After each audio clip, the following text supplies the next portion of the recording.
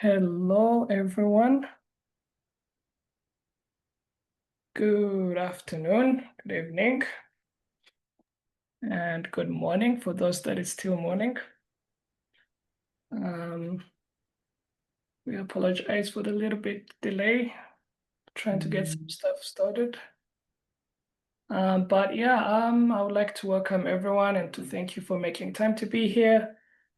Yeah, please feel free to just drop in the chat board. Where are you? How is your day?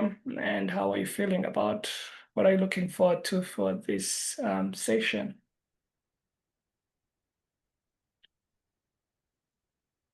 Yeah, and also which institution are you representing?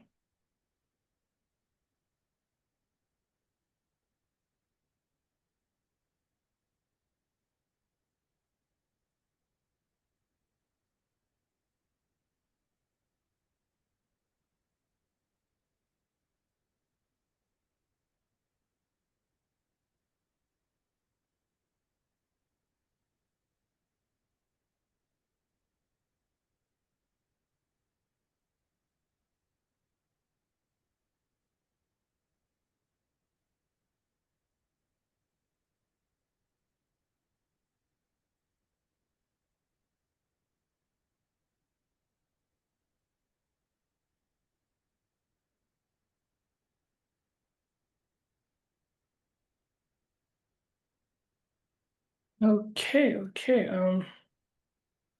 Thank you. It's good to see people from different universities. Yeah, so we will get started. Let's kick off. Yeah, as you all know, like the Coffee Talk series is our monthly initiative, which brings us together here to try to, share the best practices, innovative ways to just apply EdTech strategies in our teaching and learning. Yeah, for this session, we'll be learning from your fellow faculty, and we'll be learning how they are shaping the digital learning landscape, through innovation and collaboration with their institution. Yeah, so this is our team. I guess a lot of you are familiar with these faces. The agenda will be the conversation is going to be around like impact stories. Um, you know, um, from your fellow faculty, how are they building these courses and how are they, navigating the different stages and how some of them have already started to engage with learners, have launched these courses. And also we'll get to have a panel discussion, which is a mix with impact stories as well. And then, of course, as I will give you time to ask questions. So we have a Q&A. As you can see, the webinar has a Q&A feature where you can get to ask your questions. And we'll have the team that will be gathering them. And at some point, we'll have like our panel who get to really like respond on some of these questions. And we also believe that everyone here has something to contribute. So if you have any thoughts, ideas, please feel free to drop them in the chat box. Otherwise, I would just like to take this time to introduce like our panelists. So far we have one, the others will still be joining us, but I would like to invite one of our panelists who is here. I'll give the floor to you, Joseph. Thank you, Joss. It's an honor for me to be part of this Coffee Talk series. And I'm happy to share my experience, what I went through, the challenges I faced, and some of the successes I felt. So I'm happy to be here. Thank you. Okay, that's awesome. Yeah, we'll be waiting for. Do we have? Okay. Yeah, so we also have Alamfrey. Alamfrey is our colleague from ASU, and she's the one who's been helping us collect some of these stories, and we'll just, be hearing from her. She'll be like coming in to just share some of the highlights, not as faculty, but someone who has been like, hearing these stories and, who has been able to just gather and, be on the ground and see what these professors are doing. While I'm free, I'll give you the floor to introduce yourself. Thank you, Joseph. Hi, everyone. Good morning, and my name is Ayu as Ishi University Engagement Manager. As Joss stated, I'm not sharing my own experience, but I will be sharing with you the observation I had while I was interviewing faculty members who involved in the digital course creation. Thank you. Okay, I think we'll get started. When Temtem joins us, he will just catch up from where we are.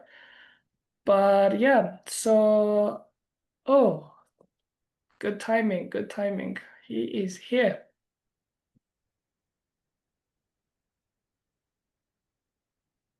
I think he's still joining. We can give him like some 30 seconds. Yeah, hello.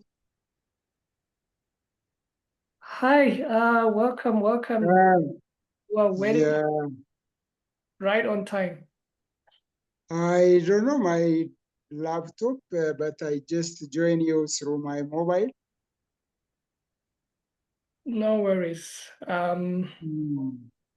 As long as we get to hear you. So yeah, so wanted to give you like a few seconds for you to introduce yourself to our audience. So before we get started. Yeah, okay. Hello. My name is Temtem Asaffa. I am from Addis Ababa University. I am currently an e-learning coordinator for the university. So I am engaged in different e-learning activities.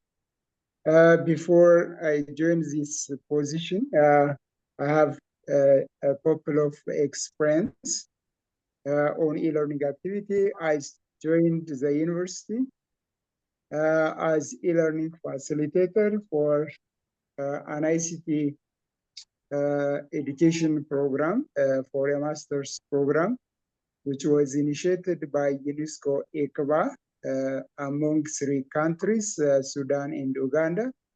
The initiative was to promote e-learning in East African countries. So during that time, I had a chance to experience e-learning activities, especially in developing countries. Based on that, we established in Addis Ababa University ICT Education Department, and I was assigned as department head for that program. We enroll students to take ICT courses plus pedagogical courses. Our intention was to train students who will serve e-learning implementation in Ethiopian high schools. Because of that position, I also joined a PhD program in educational technology in Jens University in Finland. I completed the coursework in PhD program, and I started to write a dissertation proposal. So that time, the technology was not mature as you have now. I had only internet access from the university campus. And the concept of distance education was not popular. For that reason, I didn't have much interest to continue my PhD in the educational technology program. When we have a face-to-face program in Addis Ababa University in IT program, I just dropped that one and joined this face-to-face program. Also, I dropped my PhD program in educational technology. I was actively engaged in teaching e-learning courses in different universities and doing research on e-learning. During that time, the Ethiopian government implemented plasma mode of education for Ethiopian high schools. So we had challenges how to properly integrate this plasma mode of education for high school students. There are different kind of challenge from the student as well as from teachers in the high schools. So I did some research how to improve this plasma mode of education. Because of that experience, I am assigned as e-learning coordinator in this national e-learning program. So that's all my experience about e-learning. Thank you so much.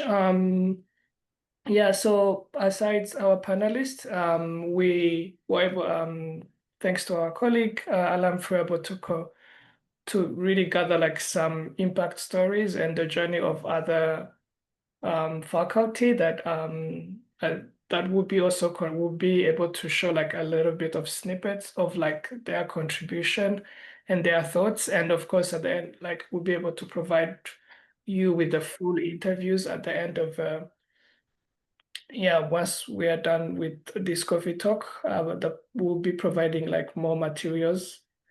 As Temtem was able to get us through like his experience, and I think he kind of opened like the conversation like around like his experience and the different skills that has led him to his journey towards like digital learning, and that's the whole conversation about today, like learning from your fellows and understanding like how fellow faculty are really like reshaping the Ethiopian digital learning landscape. As Temtem already like really shared his experience on as he already shared his experience on like the different skills and knowledge that really like led him to his current digital learning journey. I would like to invite you, Yosef, if you could just like share with us like what knowledge and skills did you leverage as you built your course, and also like if you could also like give us like an overview or like the course that you're also providing, and what are the different skills that really like helped you in the building process. Okay, thank you. Of course, my life experience in teaching in the industry have contributed a lot, but I like to focus on the course preparation. Otherwise, it would be too long. So initially, I totally relied on my teaching experience and presentation skills to present the e-learning content. So since I was teaching this same course for quite some time, I know the real contents. So I know how to present it to my students on a face-to-face modality. However, I soon realized that developing effective online materials requires more than just repurposing existing lectures. So I do have the materials already. So it demands a solid understanding of the formal instructional design principles. And the strategic use of appropriate e-learning tools was also very important. So for my audience, I would like to focus on this area. Of course, all my experiences in life definitely would play a role. To enhance my approach, I drew heavily on the masterclass training. This is my encouragement to my colleagues who didn't take this course.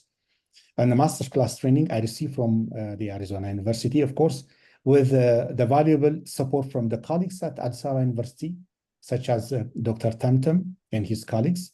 And other experts from the Ethiopian Ministry of Education also contributed in the training. I also encourage my colleagues to focus on these trainings because they shared their experience, not just the formal content that was presented in the masterclass. So this collaboration helped me adopt a modular approach to content development, focusing on key scaffolding elements such as using defining learning goals, course descriptions, instructional objectives and assessment strategies for this particular course. These components gave me a clear and structured path during the development process. So the magic word is structured path. So I advise anybody who's preparing an e-learning content should follow this formal path. It's very important. And of course, I also integrated AI tools like DeepSeek and ChatGPT to draft narrations for PowerPoint slides. But also an advice, everybody should be very careful because the output from these AI tools is not perfect. It requires a refinement, but they significantly reduced the repetitive workload and helped me speed up the content creation process. Thank you so much. Yeah, I would just like to point it to you, Alam-Free. What are some of the, like the knowledge and skills that you had from the other faculty while trying to collect all of these impact stories? Yeah, I think I had an interview of seven professors from 3 universities: Jimma University, Bulle Hora, and Addis Ababa University. So I would categorize knowledge and the skills into 2 major areas. The first one is actually the pedagogical aspect. So some of the professors have, due to their educational background, were exposed to different pedagogical training, while others have exposed to the pedagogical exposure in the masterclass training and through the ESHI platform. So that was actually one important aspect most of the professors used as an input, as a knowledge to design their blended courses. The other aspect is actually the technological skills.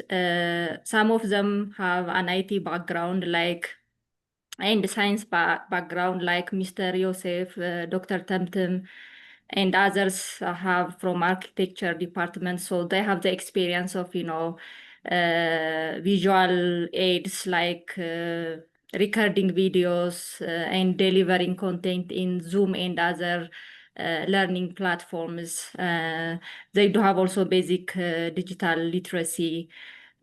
So this kind of exposure have given them also to design the blended course easily. But I would say for some of the professors, the pedagogical aspect was a bit easier, while the technical aspect was a bit challenging.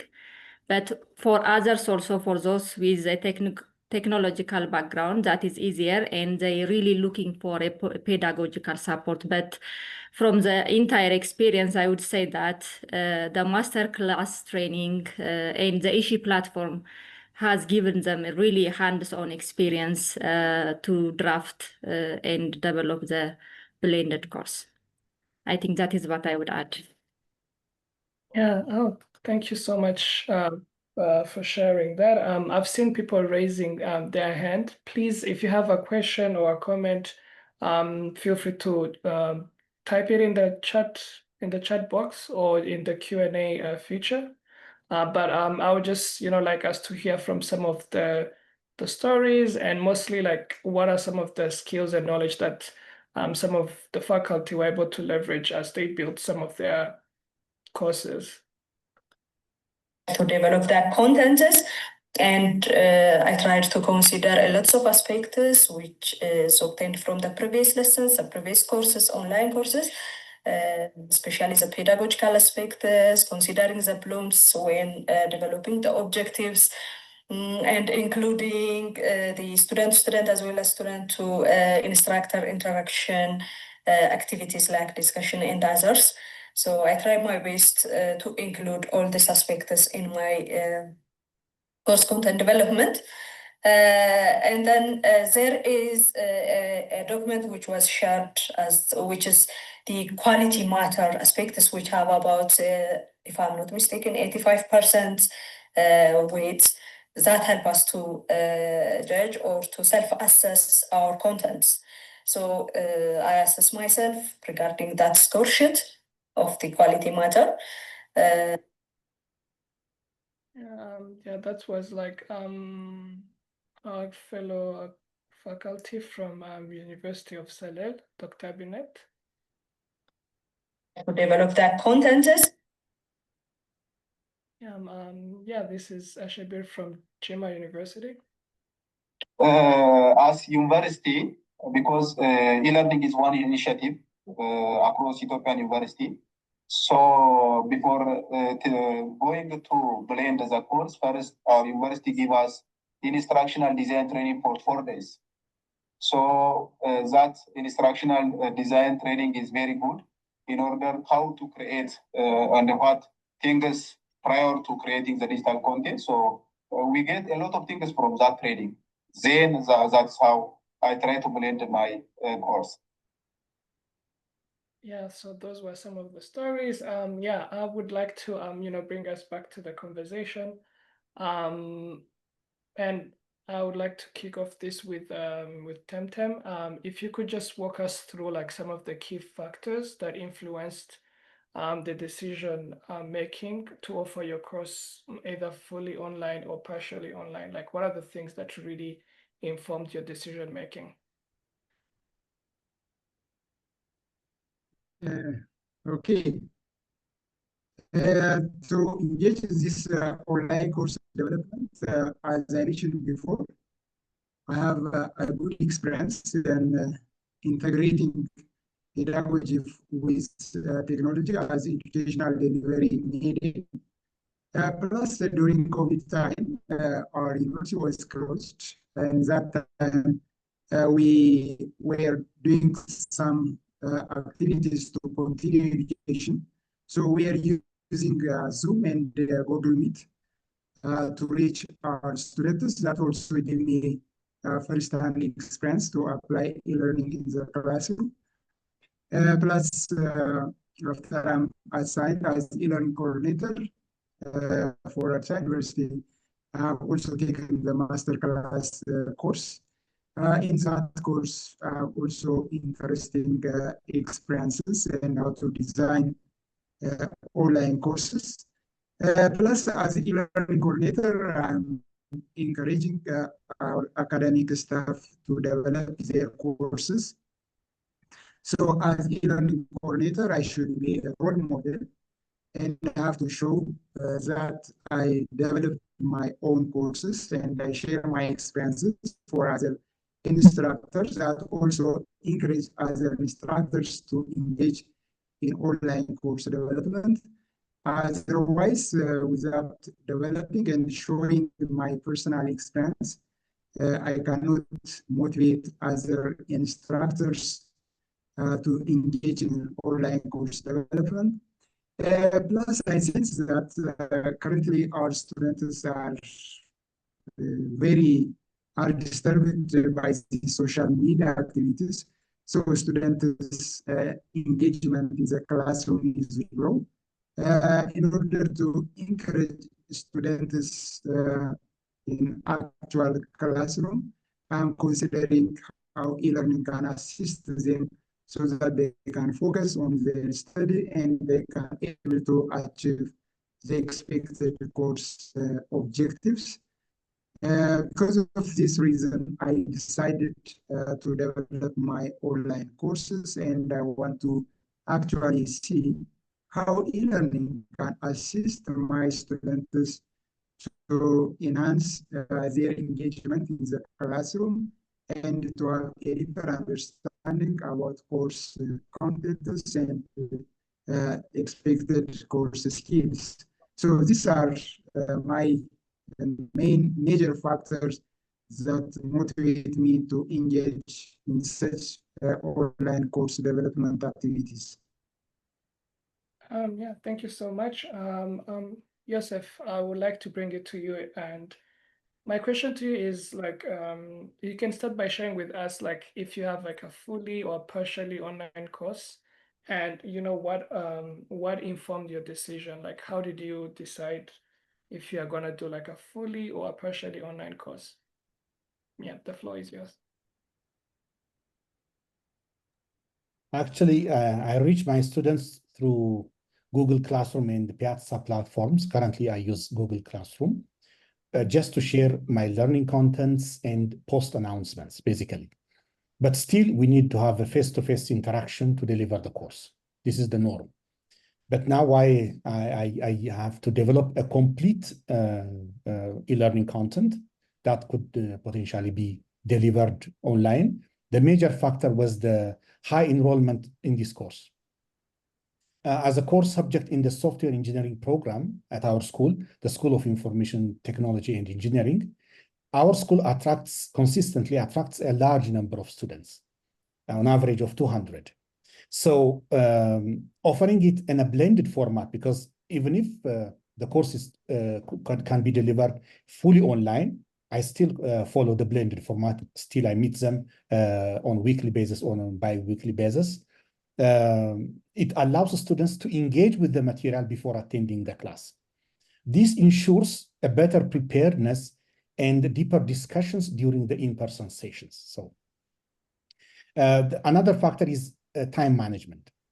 The course usually runs over a single semester. The material is huge.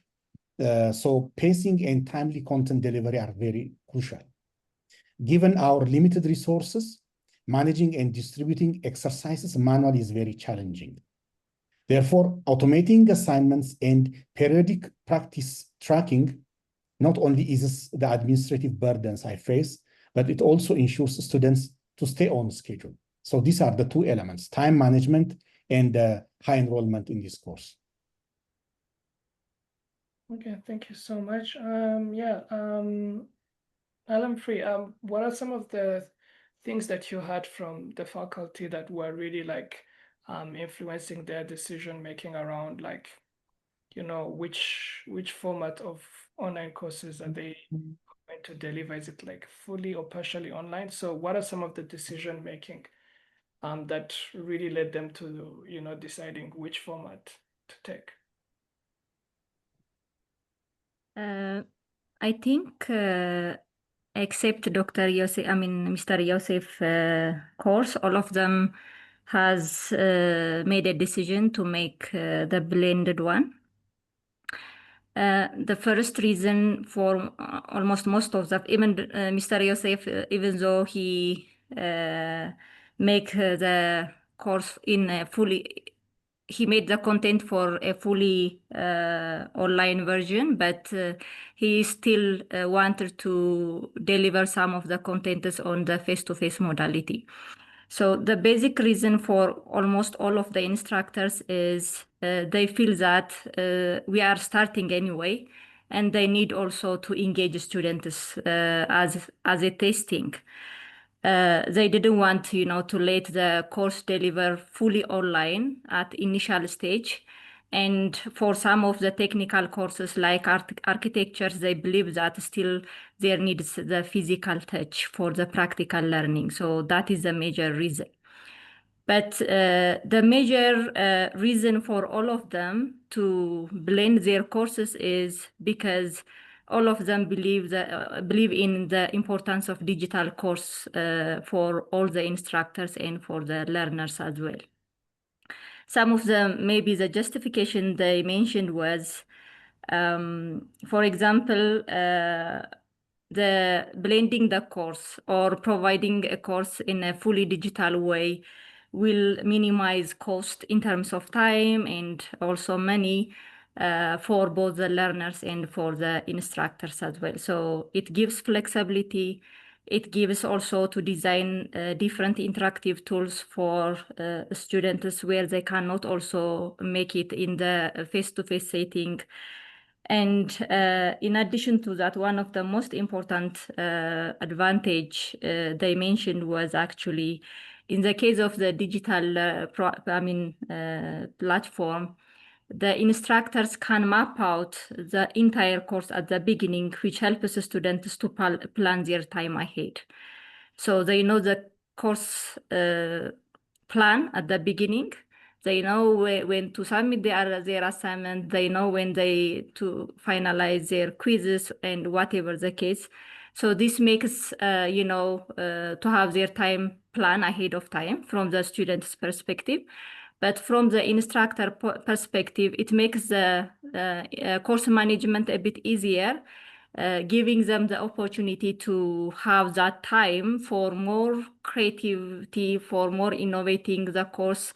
In the case of, creating additional innovative topics in the content development, as well as working more on the design aspect. So that gives some ample time for the professors also to focus on more important aspect of the course development. So most of them are really passionate about digital content creation, and I would say, especially in the case of Addis Ababa University, I would say maybe Dr. Temtem has taken the initiative, but in other universities like Juma and Bule Hora, I see the commitment of the instructors, because the initiative for blending the course came from the instructors themselves. And the reason for this is because they believe that blending the course and providing a course in either a blended form or in a digital, in the fully online form is really relevant, that the university needs to pursue in the future. So the passion, the believing in the digital education is actually the core motivation for the instructors to engage in this initiative. Thank you. Oh yeah, thank you so much for highlighting the stories. Yeah, this take us through, we can get to hear some of these stories. Yeah, we can, Dr. Antona from. When we chose this course, we actually wanted to test the most difficult one. We have had other choices which are simpler to do virtually, maybe even fully. But the most difficult one was in architecture education. There is a one-to-one consultation with every student. We do on a table, with drawing together, making small models together, testing some ideas in a physical sense. So that was the challenge that we wanted to engage with. So we started with the most difficult to do in a digital way or in a virtual way. But then we were able to decipher the items that are really necessary to be done in a physical space, and then some of them which are possible to engage in a digital way. And especially it was useful in facilitating exchanging information with students. Okay. When we chose, actually, I plan to put virtual content or digital content, the lecture part only. After lecture, the course have 3 hours lab class. So the student must create some mobile apps. So we must show lab session on some platform. There is a lot of platforms how to create mobile application currently. So we must install that software and simulate some techniques how to create some application. So I differentiate the first part. I differentiate this technique. I put lecture part for digital content and let the student to read the lecture part on the digital content in on platform. Then for face-to-face, I simulate some app techniques, how to create some mobile application techniques on some studio, like Android studios mainly officially used to develop Android application. Others are available. So I preferred for lab session to face-to-face. Actually, So now that we have made the decision making, we have decided if the course is going online or fully or blended. So I just wanted to invite you, Temtem, if you could just describe the planning that went into the designing of your course, and of course, and how did the whole planning shape the overall process. Yeah, okay. Yeah. When I create my just exercise of lyrics, I found it this a little bit very difficult learning management system, especially for non-technical academic staff. For that reason, we have 5 instructional designers in Addis Ababa University. So I established a team and to develop, to provide a training for hands-on experience for academic staff. And we recruited 70 academic staff, from which 50 academic instructors joined our training program. So they took hands-on training on OpenEdX. After that, we created a course shell on our microsite to develop their own blended course material. So we started in that way. In my case, during that semester, I was teaching research method course for IT students. I just use that course to develop my blended course. In order, as regard to the planning for developing an e-learning course, there are different models like IDEA model, or I can use any other software development models like Agile methodology. So in my case, I just use Agile methodology. I started by eliciting basic requirement. Based on that requirement, I developed my blended course. Then I developed my blended course, because the course which I convert for online delivery, it is already a face-to-face course syllabus. In that course syllabus, there is already defined learning objectives, content, time management. For example, for each chapter, time is also allocated. There are also recommended reading materials, the teaching methodology. So I can say partially the course design is completed, but when I convert to this face-to-face course syllabus for a blended course, it requires a revision. So I use concept analysis to further decompose the course material for blended course development, so that I take concepts as the main building blocks to decompose the courses. Then each concepts are taken as one lesson unit. For that lesson unit, I defined the learning objective. I defined the contents. Then I also decided which instructional media would be more appropriate, like classroom lectures or reading materials or video materials. I decided which instructional material to be used for that particular unit. Then at the end, I have also defined learning activities to be completed by learners, because that's very important. After I deliver the instructional materials, I have to assess to what level the student acquires that course content and skills. So that after I'm designing in this way, I just create the course on OpenEdX. After creating on the OpenEdX, I invited my students to access the course materials. Then I told to my students completing this online courses should be considered in their course assessment, so that all students have taken this blended course material. After at the end of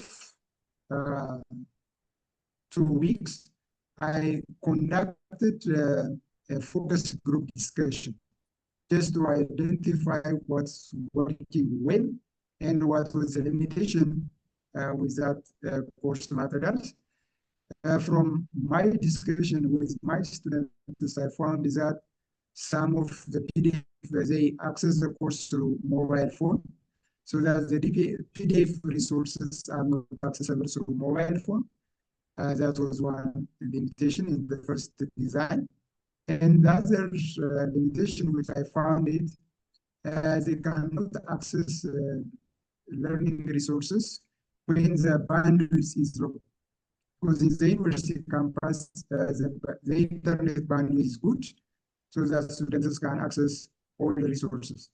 But when they are outside the university campus, when the bandwidth connection is very low, they cannot access course resources through their mobile phone. So this was the procedures I went through to develop my blended course. Yeah, thank you so much, Temtem. Joseph, if you could, share with your experience and with the faculty that are currently watching us, what are some of the key planning aspects that you consider that you believe that they should could really help them in planning for their online course design?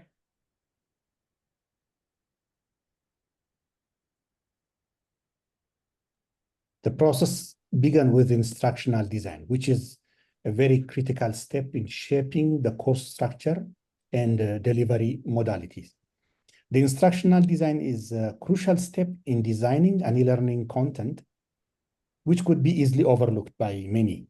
However, it gives the instructor an opportunity, including his or her colleagues, to collectively enhance the course content before even developing the actual materials. So even pedagogical concepts and best practices are also incorporated in this stage. So during this stage, I defined what the course should achieve, how it should be delivered, and which methodologies and tools would best support learning outcomes. I collected previous materials, which I've already produced in the previous the content preparation, into their respective folders for organizational purpose. This design phase also provided a framework for me to revise and improve existing contents, ensuring alignment with the newly defined objectives.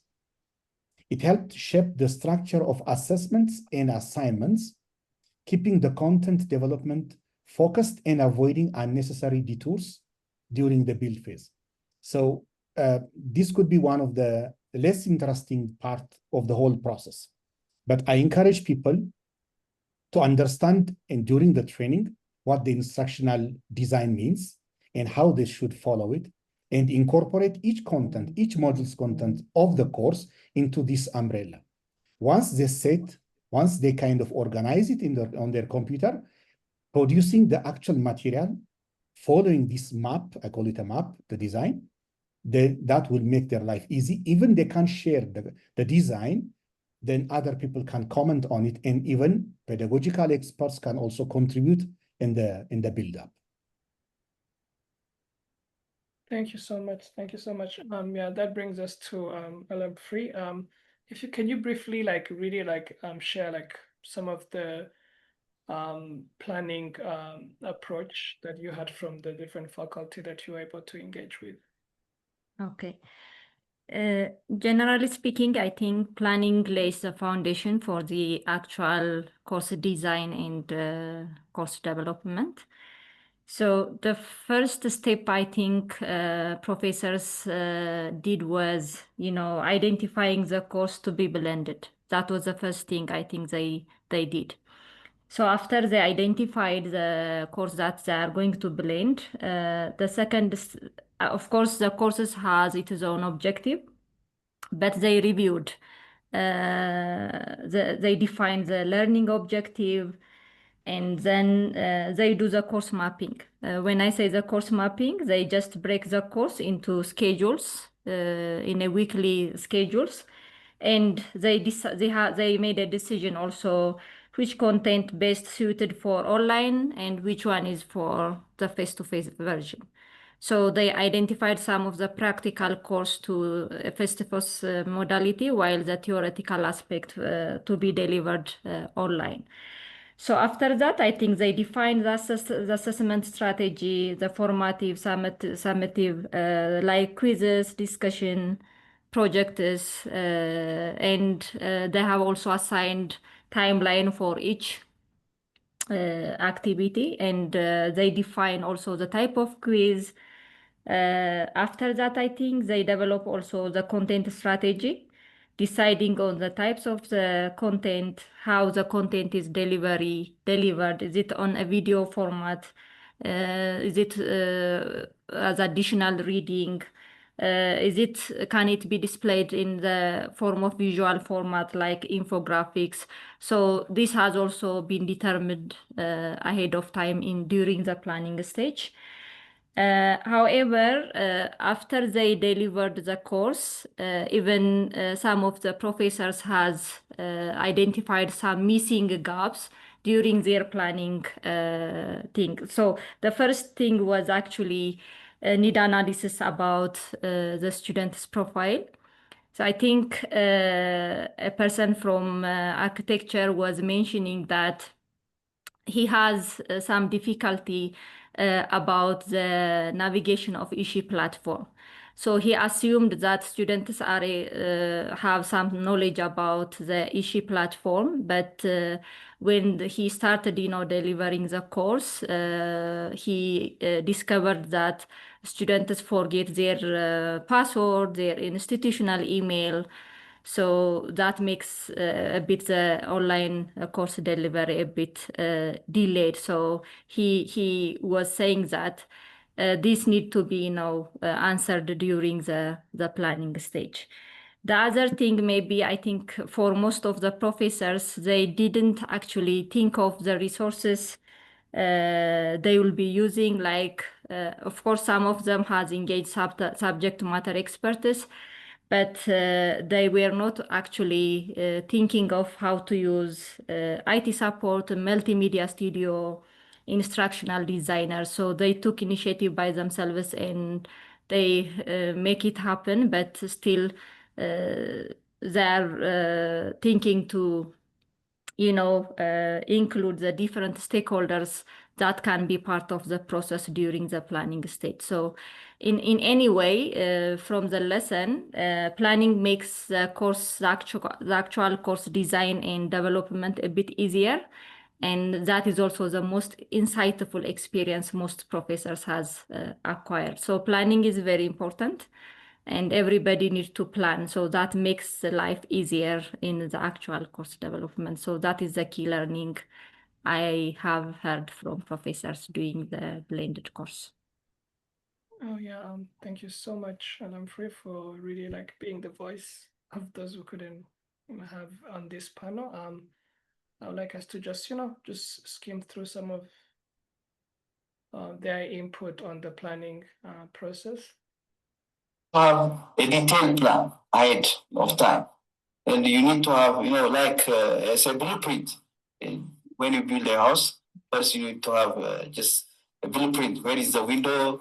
Where is the door? And so on. Yeah. Like that. What are the modules? You start from even the objectives. What are the objectives of this course? Do they have only cognitive tasks or hands-on, or do they have the affective, the cognitive, and the psychomotor should be in balance when you start an objective? And starting from the design objectives, how you align with instructional materials, the assessment, and so on. And for me, it's like building a house, but if you don't have the blueprints, you don't know where you are going, and the students will be lost in the middle. And nowadays, knowledge is everywhere. So they should be very selective. So how you select the materials, what is the time frame is important. So we divided each module by the time frame and what is the level. So start even from graduate profile. What's expected if a student finish a program, and go down at the course level. For example, for PhD, they should not only just recalling or understand a concept. They should go beyond, like synthesizing, analyzing, evaluating, and even rating. Creating an idea or originality of ideas is important. So how you design that course so that the students in the long run will fulfill that graduate profile. And then what assessment? What interactive tools can I use? And even there are technologies with a discipline perspective, as there are technologies in general, like collaborative tools, so that students should collaborate using that technology.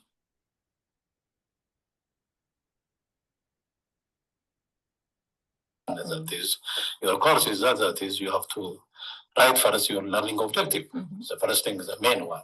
If you write as a learning objective, what you do is that you try to meet these learning objectives. So you try to prepare learning materials, as I said, you try to prepare appropriate exercises, appropriate problems, appropriate examples, and most of the time also that is you have to define precisely what does it mean, and you have to give enough exercise for also the student. So the main thing here is that you have to first write the learning objective at the beginning of the course.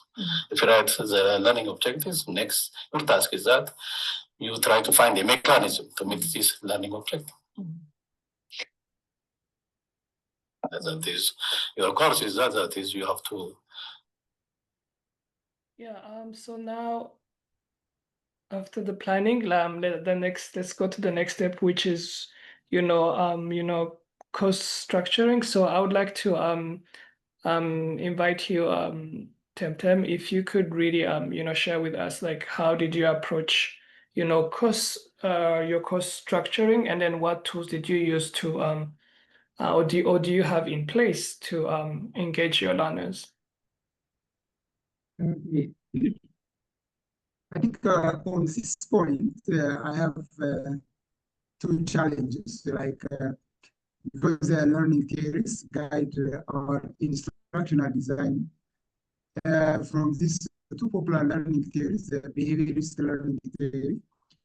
So that in the behaviorist learning theory, we design everything so that knowledge is assumed transferable from the learning materials to the learners. But the latest learning theory, the constructivist learning theory, in the constructivist learning theory, we assume e-learning as a construction tools for personal knowledge, so that the learning system should be assumed to provide all necessary resources, so that students, by their own experience, they can construct their own personal knowledge. In the meantime, they can acquire the expected knowledge of the course. From my experience in PhD program study, the university didn't give us any learning content, but they just give us the learning objectives, activities, so that we access resources from internet. So I prefer this mode of design is preferable now because of the huge resources on internet, rather than an instructor design everything for the student. It's better to suggest to students to access resources from internet. So another challenge I face in the course structuring, to what level should I compose the course? That was a challenge I have, of course. Currently in Ethiopia, we are more of adopting the behaviorist learning theory. We define everything in the instructional materials, and we are expecting the students to master that material. So that's also another philosophical issue. Shall we decompose at concept level, or shall we decompose it at chapter level? So that is, for me, a challenging part in course structuring. Anyway, for my course, I just use concept maps. I decompose my course into concept maps. Then each concept map, I take this, each concept in the concept map, I just take it as a lesson unit. So based on that concept map, I structure my course. That lesson unit implies it is a self-contained learning resources, which have its own learning objective, a content that aligns with the learning objectives, additional reading materials from internet and its own learning activities. Instead of creating video resources in our multimedia studio, because that time I have time constraint, I just search very relevant video resources from YouTube. Then I embed it in my course, so that my course have a combination of resources, text, image, and video resources. So I design my course in this way. For regard to technological tools, I didn't use such special tools, but I use Microsoft Word, PowerPoint tools. But I feel that using tools like Canvas and AI tools, that's very interesting. And that makes my course more engaging and attractive. But these tools are available only through subscriptions. So I didn't use these resources. In the future, such kind of resources are very interesting to design more engaging and personalized course materials. After that, through my evaluation with my students, I found it very interesting reflection from my student.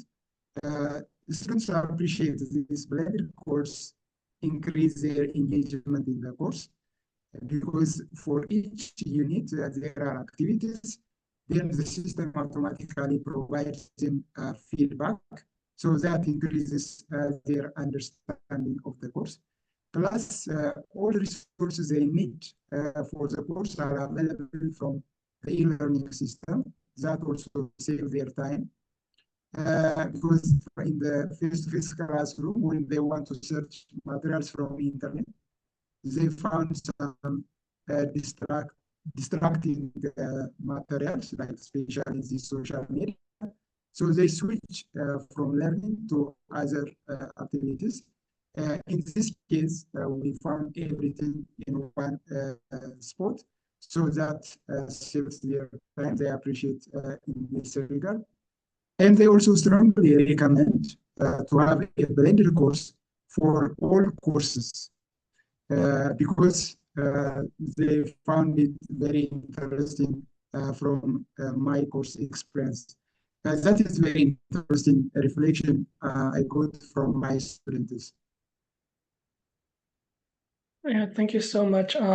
Joseph, I would like to pass it to you on if you could just briefly share with us like some of the tools that you leveraged and that you think could add value in engaging the learners with online courses.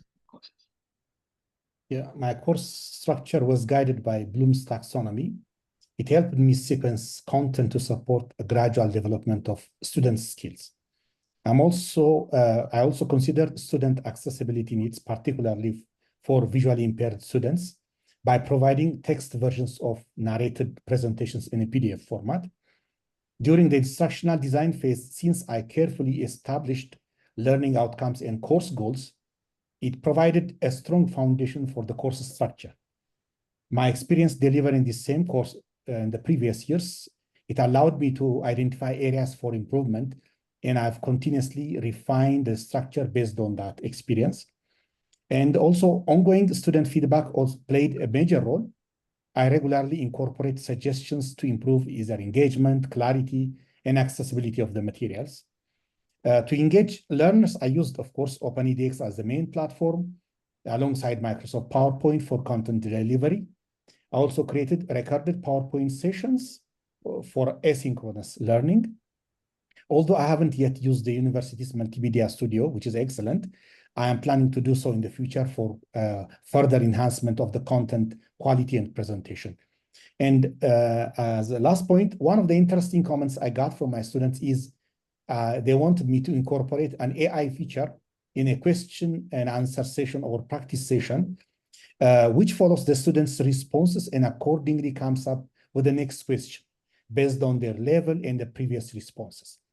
And I'm studying that, and I hope to include this feature in a future version of this or any other course.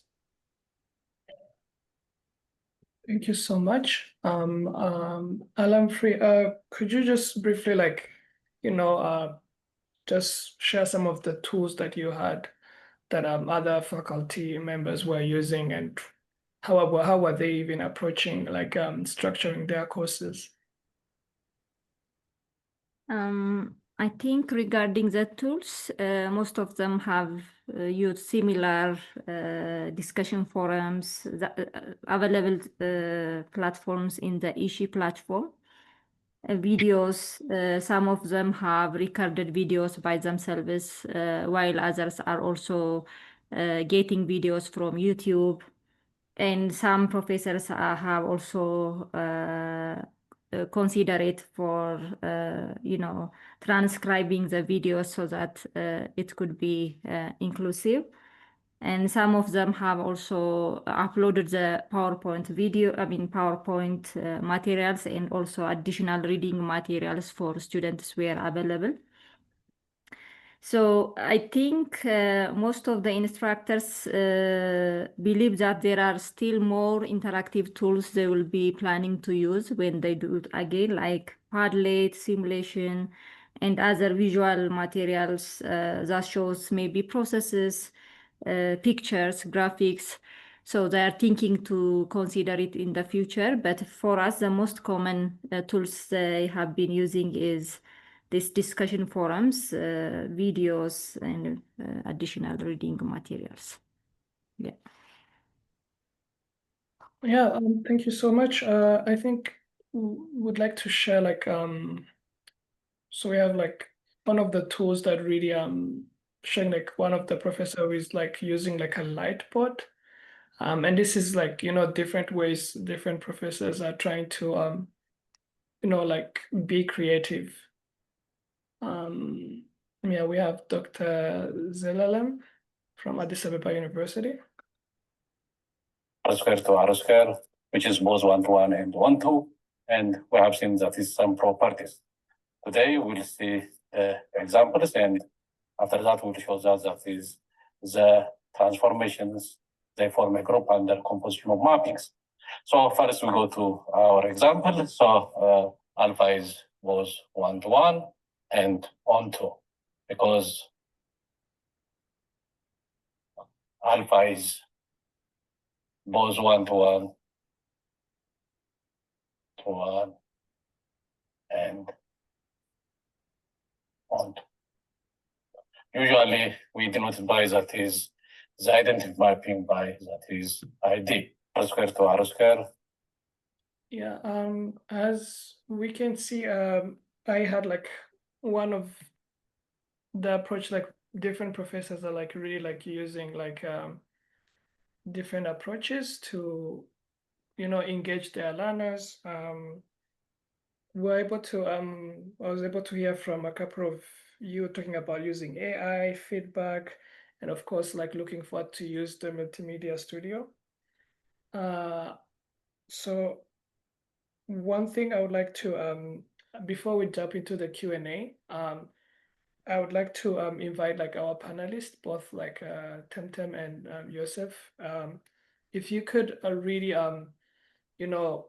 because I assume, like, you did really face some challenges, and what are some of the things that really inspired you to just overcome these challenges? And of course you can also share how you overcome them, but what is that incentive that really pushed you to just go beyond all of these challenges and trying to build, like, a digitalized course? Yeah, I'll start with you, Temtem, then Yosef, you can follow.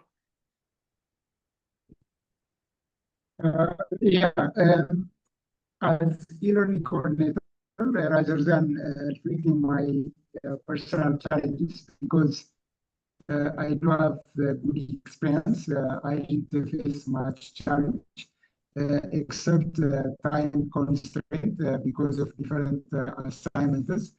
That's really a big challenge for me, because after I'm developing these online courses, I should expect to have a continuous communication with my students through chat rooms and discussion forums. So I couldn't manage that one. That's one limitation I had in my course delivery. But as e-learning coordinators, as I told you, we provide training for 50 instructors. Then we are expecting these 50 instructors to develop their courses.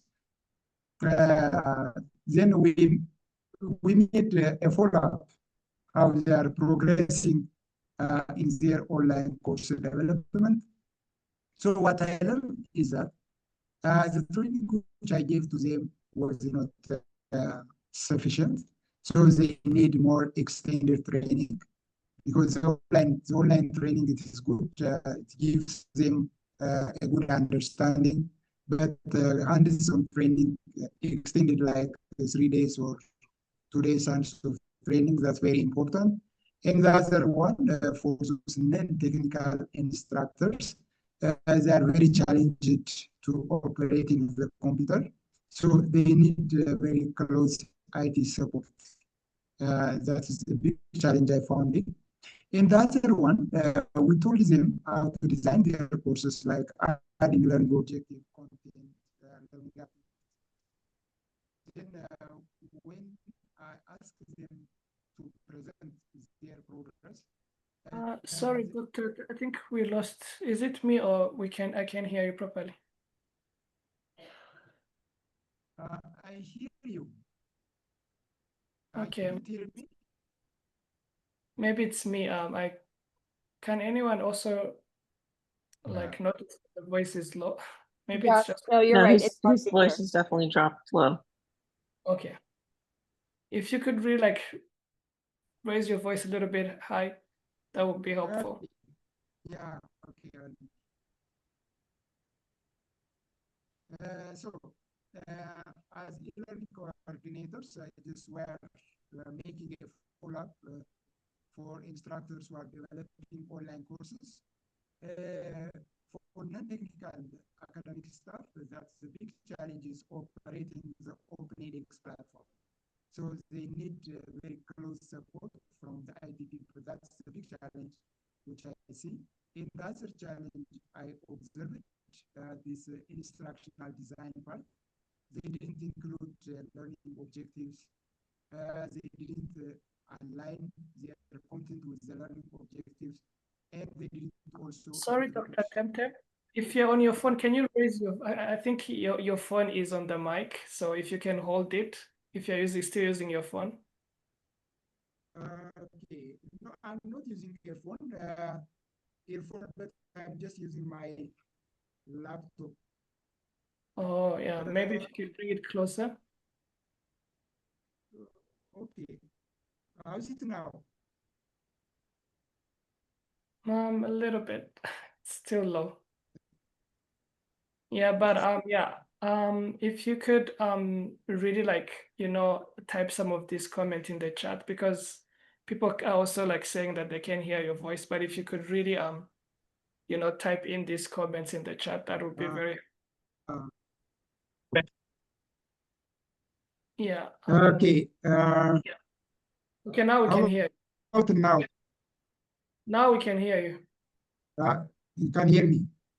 Yes. Okay, probably I just... okay. So the challenge, we have a technical challenge, that is operating Open edX platform.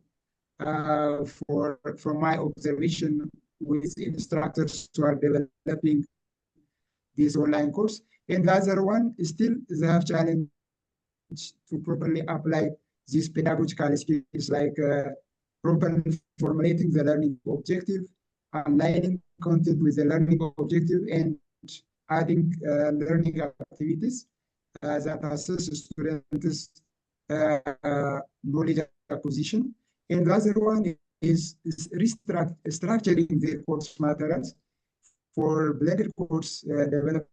That's also a challenge which I observed from instructors who are developing this blended course material. As I told you, on my side, because I have a good experience and I didn't have a challenge on this technical aspect, except this time constraints.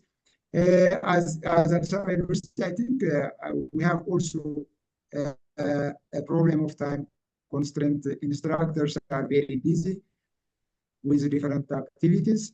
That also as main limitation to fully implement this e-learning system.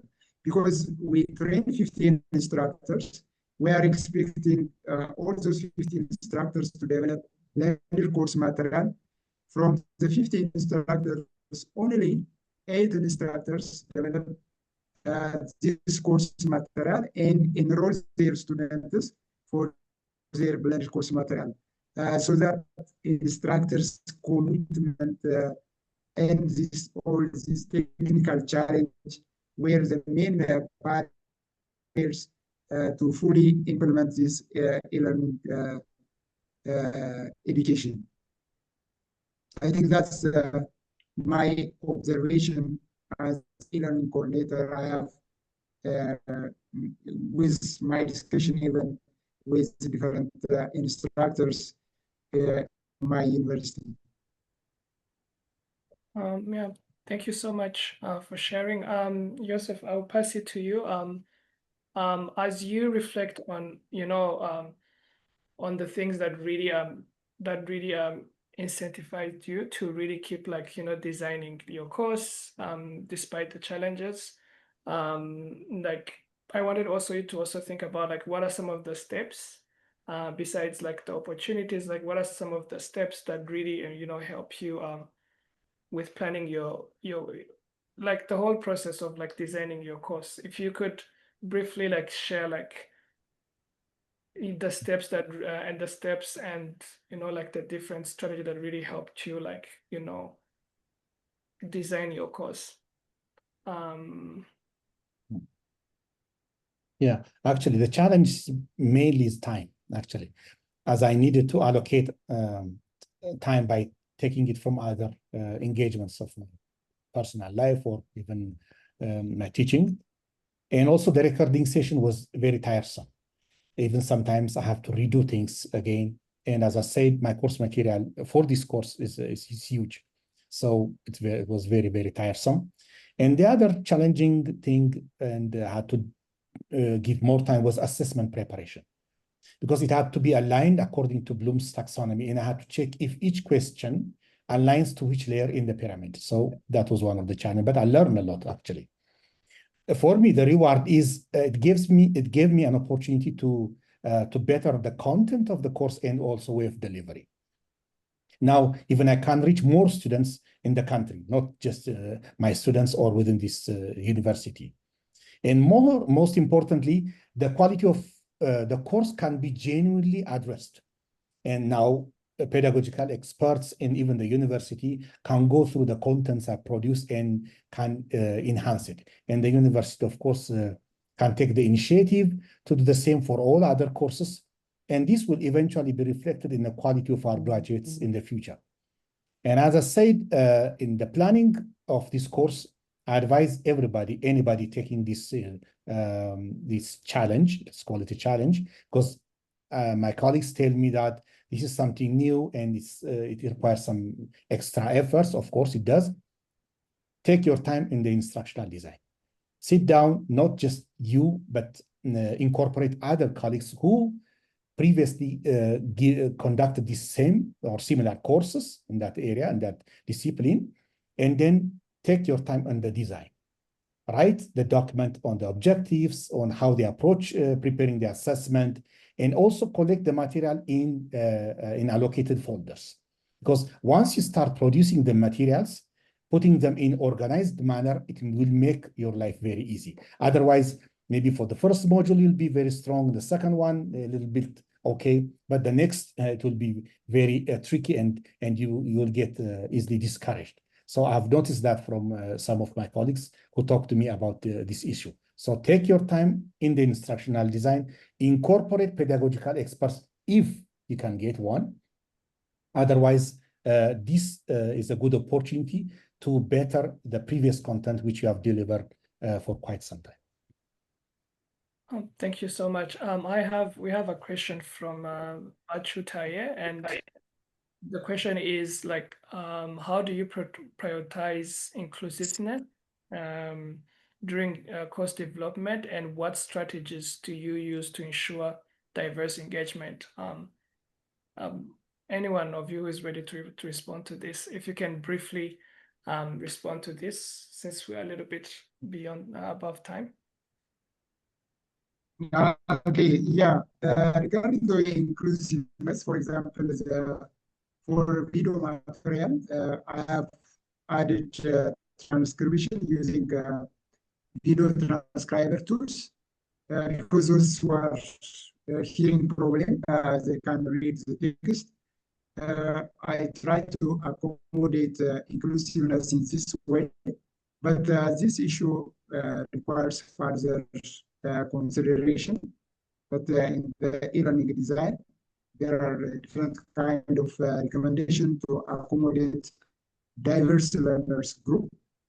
I think we'll consider that one. But currently in my course delivery, we do not have students with such kind of disabilities.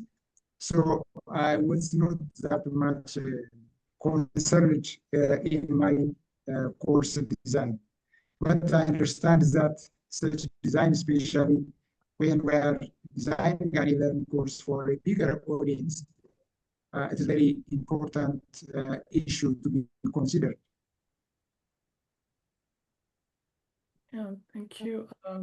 I think, Joseph, you kind of touched like partly on that question, but my question to you would be, how do they start? Like, if someone here like would like to start a course and then they are overwhelmed and then they don't know where to start from, or they're asking themselves like, how do they get started, and what are the 3 steps that could help them, get their course out there? Okay. What I noticed actually is most of my colleagues at the university, at least at Sabah University, didn't seriously take the master class, to be honest, properly. But that is a starting point, because it opened, at least for me, it opened my eye on Bloom's taxonomy, how instructional design is incorporated in course preparation. We've been teaching for quite some time. All of us do. We have some pedagogical experience, yes. At least in particular course, we know how to deliver that. But scientifically, these courses, these masterclass courses open up a window or an area where I am not that good. So I focused on that, and I focused on the training seriously. Then I learned a lot, by the way, from the colleagues like Dr. Tamtam and his colleagues. Then I immediately mapped to my course content. Okay, which area of this concept, pedagogical concept, or some techniques, even some tools, into my previous course content.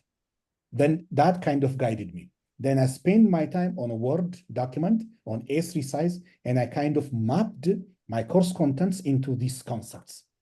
Then it kind of got a shape, okay? It took shape. Then slowly, each module by module, without overwhelming myself. By the way, I planned just to finish one module. But because I got the energy and a clear direction on how to do it, then I continued to the next one. And in 2 months or so, I finished the whole course. So don't be overwhelmed. Focus on the course. Listen to people whenever they give you training. Be serious. Respect them. Listen to them. They're sharing you their experience. They pass to the path of preparing this course content. So through that, I learned it and I benefited. So hopefully others can do so same. Thank you so much, Temtem and Joseph, for sharing your experience. I would like to just briefly close it with Alamfree. If there are like 3 things that you think like you took away from the interviews and you think could benefit the other faculty in inspiring them to get started with their own course design, I would like to invite you to just share 2 or 3 things that you learned from these impact stories that you are collecting. Okay, I think the first thing is get ready to start the journey. So that is, if you have interest, I think nothing is impossible. That is, I learned it from those who made it. As Mr. Yosef said, if you have the passion to do it, then the different expertise you are looking for, you can get from instructional designers, from e-learning coordinators that in your university, because they are there to support you. So what I would suggest is have interest, identify maybe if it seems difficult for you, you can identify the simple course that you can blend it. Then maybe refer your master class lesson back and practice, and through time, I think you will have a better experience. So get help from those who made it, and I think it will be a good learning experience. Maybe from the interview, even some of the professors said that they thought they know everything, but when they went into the action, they realized that there are a lot of things they didn't know. So practice makes real learning to happen. So start today, and it's very important to start it now and get help from those people. So through time, I think you will learn a lot, and nothing is, you cannot be perfect at a time, but if you, through the process, you will learn and you will improve your course development experience. I think that is what I would say.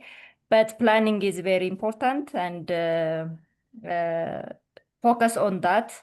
That gives you a clear guideline and insight to actually develop the course. I think that is what I would say.